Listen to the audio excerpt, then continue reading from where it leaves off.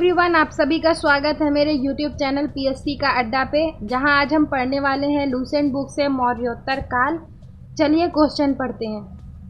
पहला क्वेश्चन है कि अंतिम मौर्य सम्राट बृहद्रथ की हत्या करके किसने सुसुनांग वंश की स्थापना 1805 ईस्वी पूर्व में की थी?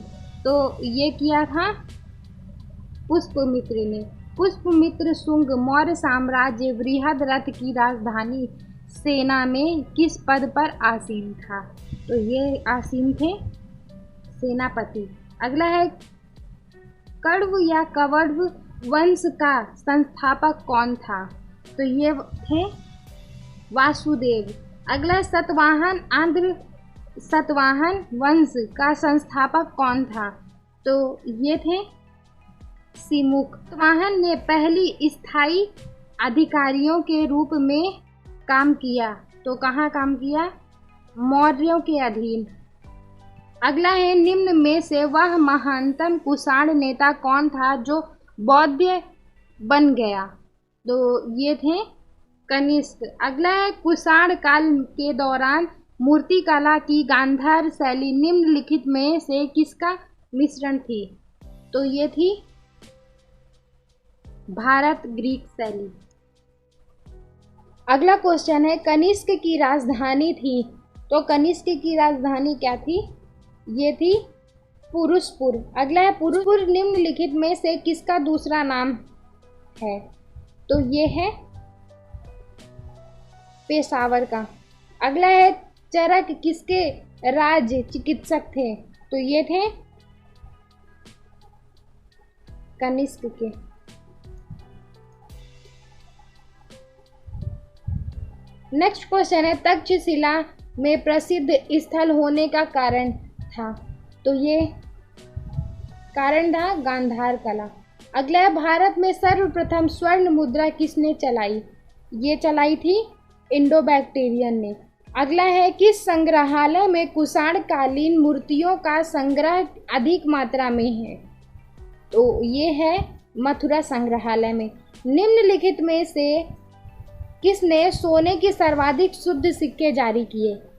तो ये किए थे कुषाण ने। सतवाहनों के समय में मुद्रा सर्वाधिक किस धातु की थी? तो ये थी सीसा की। अगला है कि निम्नलिखित में से कनिष्कों के समकालीन कौन थे? तो ये थे नागार्जुन, अश्वघोष और वासुमित्र। अगला है किस वंश के शासकों ने ब्राह्मणों एवं बुद्ध भिक्षुओं को कर मुक्त भूमि या गांव देने की प्रथा आरंभ की? तो ये की थी सतवाहन। अगला क्वेश्चन है भारतीय रंगमंच में यवनिक पर्दा का शुभारंभ किसने किया? तो ये किया था यूनानियों ने। अगला है भारत के महानतम रेशम मार्ग किसने आरंभ किया? कनिष्क ने। अगला क्वेश्चन है निम्न में से किसने बड़े पैमाने में स्वर्ण मुद्रा चलाई थी? तो ये चलाया था कुषाण शासकों ने। अगला है चरक एवं नागार्जुन किसके दरबार की शोभा थे? तो ये थे कनिष्क के। अगला है शक संवत का प्रारंभ किस साम्राज्य के शासनकाल में 78 ईस्वी में हुई थी? तो ये हुई थी कनिष्क के। अगला क्वेश्चन है कि तक्षशिला विश्वविद्यालय स्थित था। तो ये स्थित था पाकिस्तान में। अगला क्वेश्चन है प्राचीन काल में कलिंग का महान शासक कौन था? तो ये खारवेली। कुषाण काल में सबसे अधिक विकास किस क्षेत्र में हुआ था? तो ये हुआ था किसमें? वास्तुकला में। अगला सतवाहन ने आरंभिक दिनों में अपने शासन कहाँ शुरू किया? तो कहाँ शुरू किया? ये आंध्र में। सतवाहन राज्य की राजधानी कहाँ थी? ये थी पैठन या प्रतिष्ठान।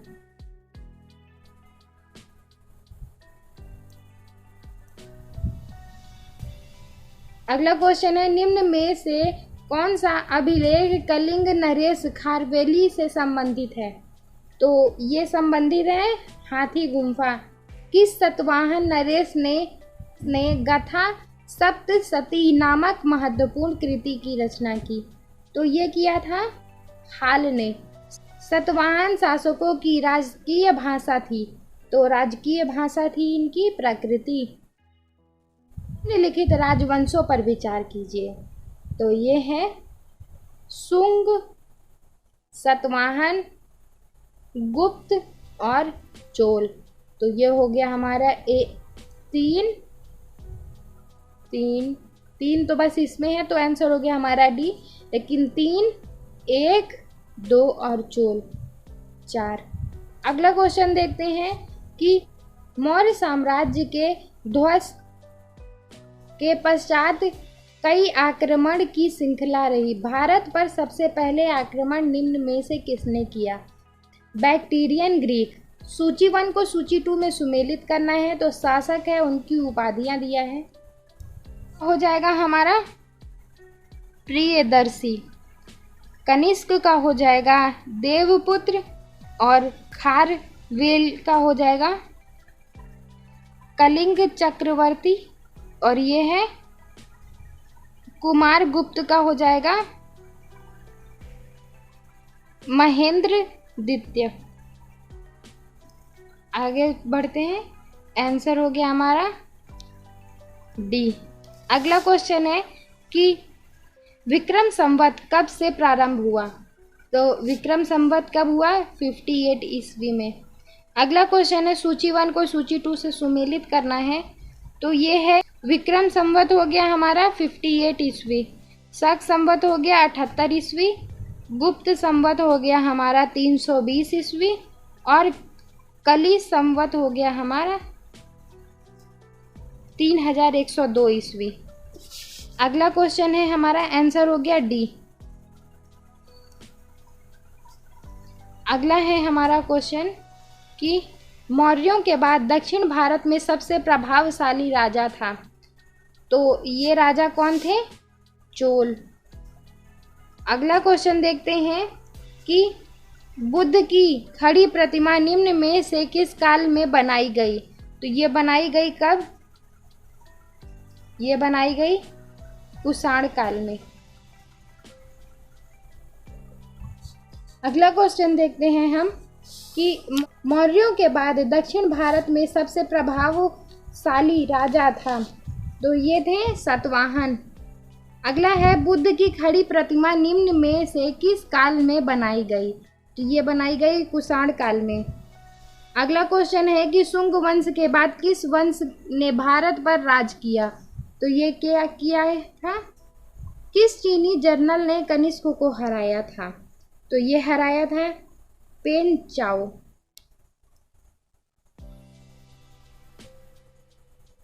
उत्तर तथा उत्तर पश्चिम भारत में सर्वाधिक संख्या में तांबे के सिक्के को जारी किया। तो ये जारी किया कुषाणों ने। कथन और कारण दिया है कि कुषाण फारस की खाड़ी और लाल सागर से होकर व्यापार करते थे, और कारण हो गया उनकी सुसंगठित नौसेना उच्च कोटि की थी। तो इसका आंसर होगा हमारा ए सही है, किंतु आर गलत है। अगला है जो कला शैली भारत और ग्रीक यूनानी शैली का सम्मिश्रण है उसे कहते हैं? तो उसे कहते हैं गांधार। अगला है कनिष्क बौद्ध धर्म की किस शाखा के अनुयायी था, जिसका प्रसार उसने मध्य एशिया सुदूर पूर्व में किया? तो ये किया था महायान। अगला है कनिष्क के शासनकाल की सर्वाधिक महत्वपूर्ण घटना थी? तो ये थी चतुर्थ बौद्ध संगति।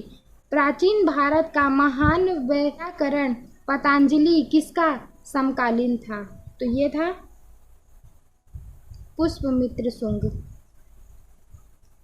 अगला है सर्वप्रथम भारत में विशुद्ध संस्कृत भाषा में लंबी अभिलेख किस राजा द्वारा जारी किया गया?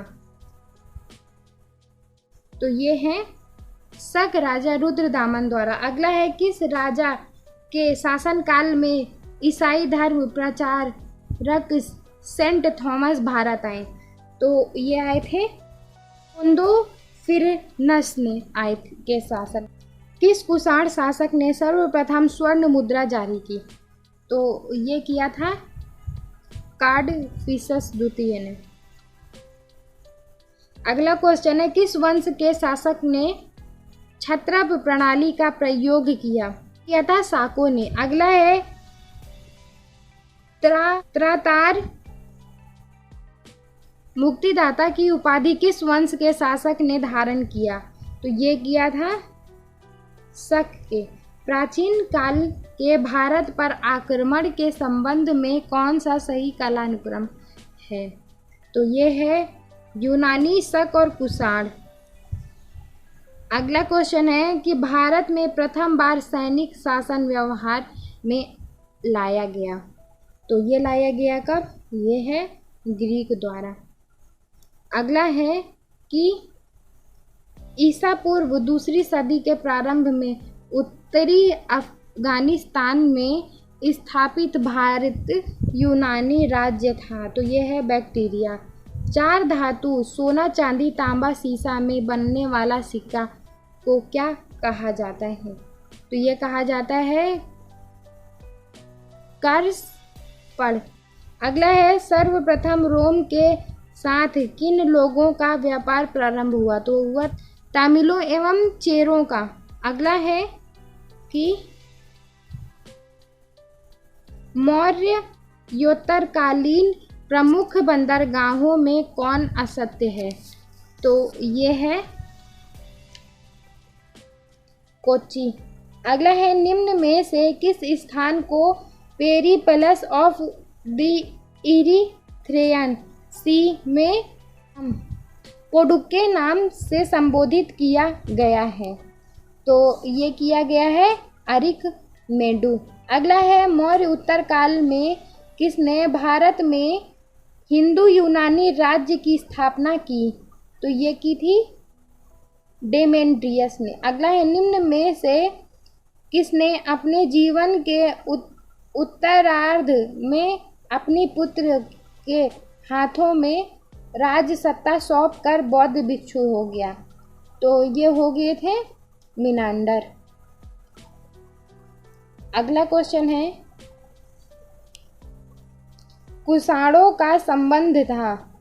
तो ये था चीन के यूची जनजातियों से। निम्न में से कौन सा कनिष्क के बौद्ध होने के लिए उत्तरदायी था? तो ये थे अश्वघोष। अच्छा, अगला है सूची 1 और सूची 2 को सुमेलित करना है। तो ये हो गया इंडो ग्रीक हो गए हिंदी यवन, शक हो गए सिथियन और पार्थव हो गए पहलव। अगला क्वेश्चन देखते हैं, सूची 1 को सूची 2 से सुमेलित करना है। तो ये है क्या कि शुंग हो जाएगा विदिशा, चेदी हो जाएगा कलिंग, सतवाहन हो जाएगा प्रतिष्ठान और कुषाण हो जाएगा पेरुसपुर।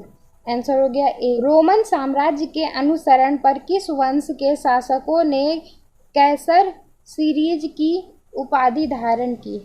तो ये की थी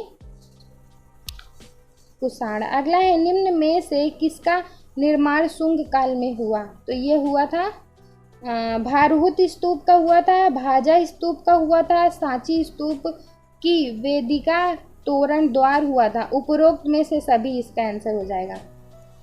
आगे बढ़ते हैं। अगला क्वेश्चन है हमारा कि सतवाहन नरेश हाल के समकालीन गुणाठय ने किस प्रकृति ग्रंथ की रचना की? तो ये की थी बृहत कथा में की। अगला है, निम्नलिखित कथनों पर विचार कीजिए।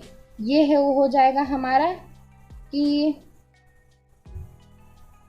बोध गया में शशांक के ने बोधि वृक्ष को काट दिया। आंसर हो गया हमारा केवल 3। आगे बढ़ते हैं। अगला क्वेश्चन है हमारा, प्राचीन भारत में निम्न में से किस एक ने नियमित रूप से सोने के सिक्के चलाए? तो ये चलाए थे कुषाण ने। अगला है, कलिंग नरेश खारवेली किस वंश से संबंधित था? तो ये संबंधित थे चेदी। निम्न में से किस अभिलेख में चंद्रगुप्त मौर्य अशोक दोनों का उल्लेख किया गया?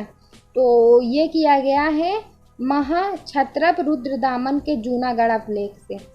अगला क्वेश्चन है हमारा कि प्राचीन भारत में देश की अर्थव्यवस्था में अत्यंत महत्वपूर्ण भूमिका निभाने वाली श्रेणी संगठन के संदर्भ में निम्नलिखित में से कौन सा कथन सही है? तो ये कौन सा गठन सही है? ये है कि श्रेणी ही वेतन, काम करने के नियमों एवं मानकों, कीमतों को सुनिश्चित करता था। श्रेणी का अपने सदस्यों पर न्यायिक अधिकार होता था। तो आंसर हो गया हमारा क्या? सी। इस प्रकार हमने सारे क्वेश्चन 71 MCQ के थ्रू सॉल्व कर लिए हैं। मेरा यह वीडियो आपके आने वाले एग्ज़ाम के लिए अति महत्वपूर्ण है। चैनल PSC के अड्डा को लाइक, शेयर और सब्सक्राइब करके अपने दोस्तों के साथ भी ज़रूर शेयर करें। मिलते हैं अगले वीडियो में।